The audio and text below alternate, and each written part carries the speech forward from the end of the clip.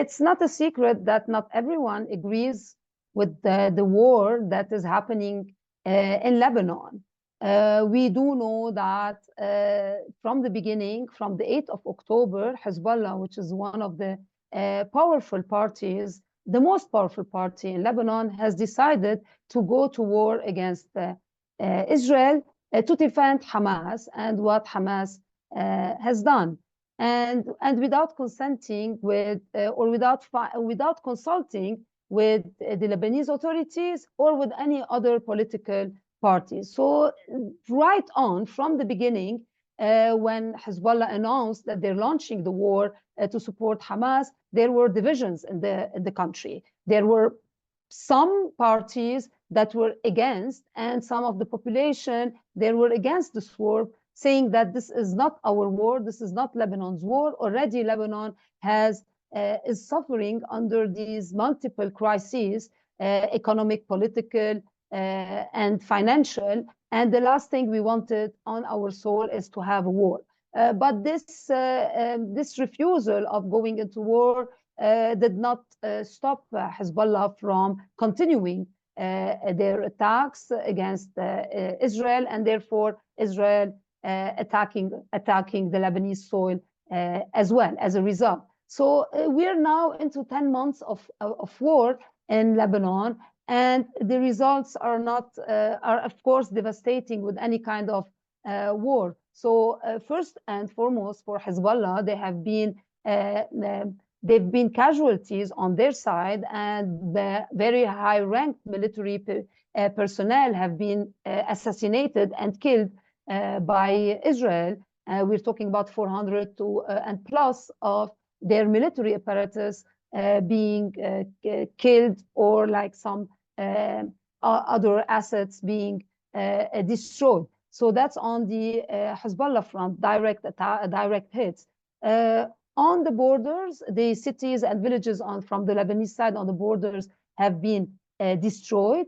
There are agricultural land that has been destroyed as well. And definitely the most painful is like people have been displaced once again from the south to Beirut. And then even now from Beirut, they are trying to find other places more secure after the attack where the high-ranking military person was killed in Beirut. So people thought that maybe with the escalation, there might be attacks on Beirut. Therefore, they're trying to find other safe places outside of Beirut. So that has been for 10 months, if you want, like the results of the war definitely devastating, directly hit the people in the south. But at the same time, when you are in Lebanon, you see that from the other side, people think that, yes, we can have war on one side of the country, but we can still live at ease in the other parts of the country, and especially during July and August, where people, where it's usual for especially Lebanese living abroad to come to Lebanon to enjoy the summer in their country. And for the Lebanese who are living here, like summer it's the time where there are a lot of summer activities, festivals, concerts, etc. So it's their breathing time as well during the summer. So the feeling was like, yeah, it's like usual. We can have a war in one place, another place we can enjoy it, etc. But this time it shows that it is a different sort of war. It is a different kind of war because with the escalations that happened in a couple of days, people realize that they cannot live a normal life when there is a war on in the country. The embassies, definitely the embassies in Lebanon and their governments have been warning their citizens either not to come to Lebanon or to even leave immediately and as soon as Lebanon, because of the fear of an escalation that goes beyond what has been happening for the 10 months. So that kind of fear and panic has affected kind of the Lebanese that came from abroad, because they felt that, okay, we're trapped now and we have to go back and cancel our vacations and go back. And for the Lebanese that are living in the country thinking that, okay, this is becoming serious. And most on top of that, like when the embassies warned and the foreign governments were warning, most of the airlines stopped flying into Lebanon. So that added more pressure because, like, okay, even if I'm a Lebanese living abroad and I want to leave, it was difficult for me to find a plane to leave the country. So that was like a lot of pressure, and there is kind of a panic for a while now. Because people are feeling trapped and they feel that, okay, but what's the exit? The exit is really difficult, and it might come even difficult with time. But again, because this is Lebanon and it is a very, sometimes you don't understand the dynamics and the vibes, irrational in a way. Those who are like stuck in the country, either they could not find a plan B to leave the country, or for the Lebanese that are Lebanese, they are citizens of the country, they don't have other places to go, so they're here, they're stuck. There is this sense of kind of confusion. Like, yes, foreign embassies and foreign countries are saying to people to leave or not to come, but their government is not saying much. Like the Lebanese government is not saying much, as if they're not concerned. They're not warning their people about like steps to be taken and measures to be taken in case of escalation, and in case like the war extends to beyond the south of Lebanon. They don't have any kind of indication of what the plan is. You see in other countries, you see in Israel or other countries, they are telling their people what to do. In Lebanon, they're not saying anything to their people. So people feel that, okay, we understand there is something going on and it's serious because of the threats from Iran and other places, and the threat of Hezbollah retaliating for the losses of the couple of days ago. But at the same time, nothing is happening in the country to take measures to save lives if there is escalation. So this has pushed governments like the foreign ministry of Germany to say that there is a fake sense of safety and security in Lebanon, and you need to be careful. And this is exactly how we feel it. We feel like, yes, there is something, but at the same time, like, we can still go out, we can still go party, but in the background, if you want, we know that there is something happening. There are always attacks in the south, and even now with the Israeli jets coming and breaking the sound barriers, it reminds you that it is not a normal situation. And then it is known for Lebanese, like when we are in front of these situations, of course, we resort to jokes and sarcasm and all of that kind as a way for us to be adapting and adjusting to the seriousness of the situation, and to this ridiculous situation where the government feels not concerned at all. They're not helping the citizens with any preventive measures. So one of the issues is like when Israel was threatening, then if there is escalation, the infrastructure will be hit. And the jokes were like, but what infrastructure in Lebanon? We don't have any kind of infrastructure that is functional that will be affecting us if it is hit. Like they were talking about electricity, and people were saying, but we don't have even electricity. So what is it that we are afraid of? They will hit what? That will stop us from having electricity. Already now we are facing, we already always had electricity problems, but even now we are facing more of difficulties because like the government, the public utility is only providing the Lebanese with 1 hour of electricity. So what is it to be hit? There's nothing to be hit. So they feel that these threats of like striking the infrastructures and hitting the infrastructures doesn't even resonate as something like that will really majorly change the lives of the people.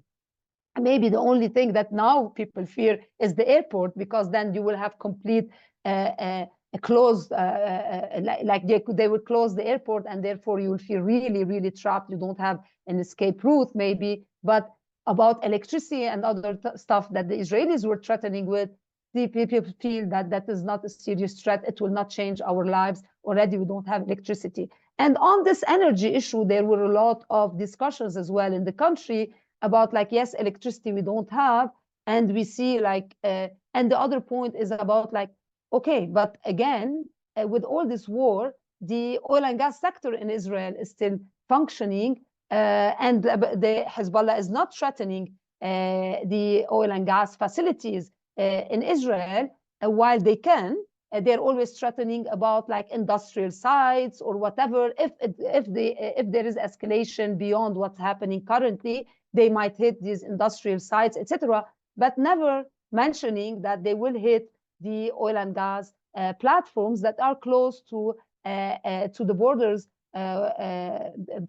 especially the Karish platform or even the Leviathan platform that is as well, the infrastructure and the platform is close to Lebanon.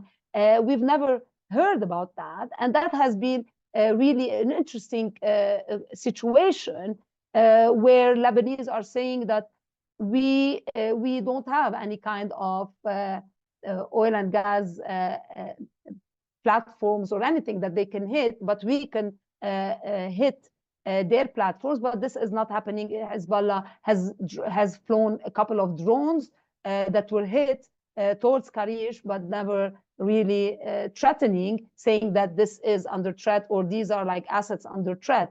And we can understand in a way that maybe definitely Leviathan is owned, 40% is owned by an American company, Chevron. So I guess like for Hezbollah, that would be, if any kind of threat or any kind of hit on a Leviathan platform, that will mean a direct attack on American interest, and that they don't want. They don't want that kind of escalation. So you would understand that's why maybe kind of there are no threats to the oil and gas platform. But that could be as well an understanding that is not written in the maritime law, and the maritime agreement that had been signed in the October 2022. There is nothing says that there are security measures not to hit, etc., etc. But that could be something that had been agreed on, that once this agreement, the maritime agreement, is signed,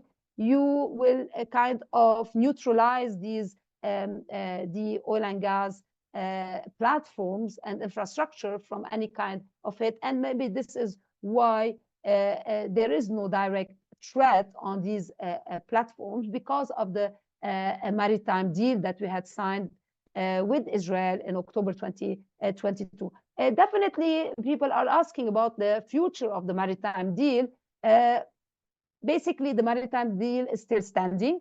Hezbollah or the Lebanese government, from one side, they're not saying that we are going to pull out of the deal. At the same time, we see that Israel is not talking about pulling out of the deal. And anyway, the deal would have been interesting and having actions to be taken to implement if there were discoveries on the Lebanese side, and these discoveries crossing the Israeli exclusive zone, which is not the case. That's why like the maritime deal is still standing, but it has no implementation components to it now, because there are no discoveries.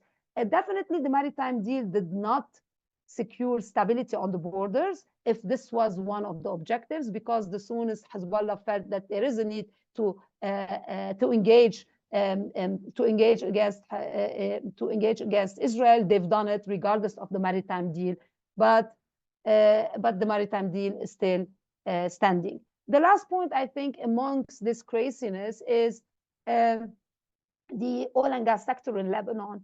We do know that explorations were happening last year in the Block 9, and that was like a direct consequence of the maritime deal that was signed. But soon after the war started in Israel, between Lebanon and Israel, 1 week after that, Total, who was doing the exploration in Block 9, announced that they have finished their exploration and there were no discoveries. In the meantime, the second licensing round was coming to an end in October 2023, and Total Energy with the Eni and with Qatar Energy, they had applied for 2 blocks, 8 and 10, but they couldn't come to an agreement with the government of Lebanon. The government of Lebanon wanted a very fast-tracked exploration, which the companies couldn't secure or guarantee, and therefore for the second licensing round, Lebanon could not sign a deal with the companies on Block 8 or on Block 10, which are like close to Block 9 in the south. The last point on this is the third licensing round that was announced last year, and it was supposed to end in July 2024. The government decided to extend that third licensing round to March 2025, saying that now the conditions are not in favor of any kind of investment in the country, obviously. So that's why we believe that by July there were no companies that came to invest, and they postponed it to 2025. Definitely on the oil and gas sector, there are like red flags and there are risks. There are like security and military risks in the country. Definitely anytime, like as you see, a war could be declared in the country. There are like financial risks as well, because the country has financial and economic risks, because the country hasn't been doing much to come out of the crisis, the economic and financial crisis that hit the country in 2019, and we're still far away from any economic plan or to get out of the crisis. So therefore, it is difficult for companies to come in and to be able to really attract funds and get funds to develop any kind of assets in Lebanon. And definitely there is the institutional risk. Today we have a caretaker government. We have deadlocks about like about the vacuum with the presidency, and all the institutions are almost paralyzed. So therefore, these three risks, which is the military security risk, the institutional risk, and the economic and financial risks, these are like three big risks that cannot allow for companies to come and invest in the oil and gas sector. And therefore, we see that if there are no measures and there are no reforms made to deal with these three risks, and actions, really tangible actions to be taken to deal with these three risks, we see it really difficult to find companies coming and investing in the oil and gas sector in Lebanon. And therefore, once again, Lebanon will be really out of the competition with the region for oil and gas that could have helped the region and helped the country in the supply of gas, and for Lebanon in some sort of economic recovery. So basically, to sum up the situation, it's like there is a war going on in Lebanon. The citizens and the people in the country kind of now feel the heat, and they feel that they cannot continue this way, and it will affect them. And what's happening this summer is really affecting them, that they cannot have a peaceful summer and vacations while one part of the country is at war.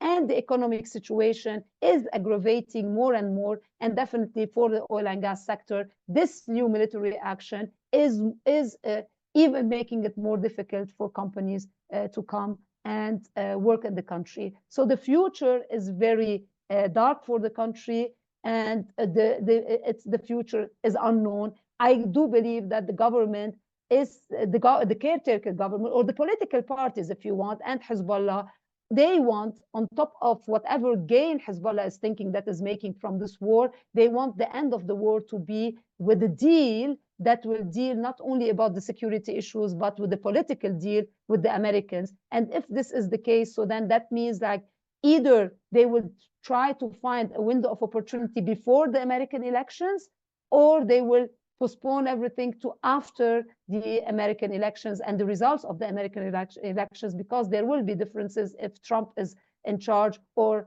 Kamala Harris is in charge. And that is not only for us to decide as well, the timing, because the timing is in the hands of the Israelis as well, and how Israelis are reading if they want a deal before the elections or after the elections, because again, for them as well, it depends if there is a Trump administration or a Harris administration about the future of the conflict between Israel and Palestine, and between Israel and Iran and the rest of the region.